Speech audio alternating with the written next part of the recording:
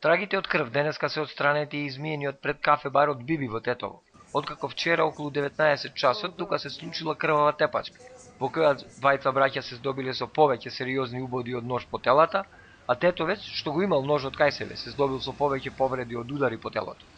Сите тројца повредени завршиле во болници, при што двајцата браќа на 38 и 50 години биле пренесени на клиниките во Скопје и едниот е во животно загрозувачка состојба. На тепачката и претходела бурна расправа помеѓу браќата и уште едно лице со 31 годишниот тетовец внатре во кафулето, што брзо преминало во меѓусебни навредувања.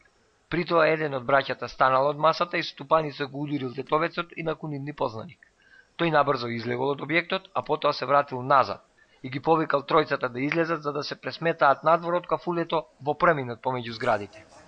Четворицата излегле надвор од објектот и продолжиле со тепачката, во која 31 годишниот тетовец со нож на двајцата браќа им нанесол повеќе расеченици и убоди по телата. Двајцата повредени со возила биле пренесени во Тетовската клиничка болница, од каде поради видот и карактерот, односно сериозноста на повредите, итно се префрлени на скопските клиники, а од задобиени повреди во тепачката во Тетовската клиничка болница бил пренесен и задржан и 31 годишниот тетовец.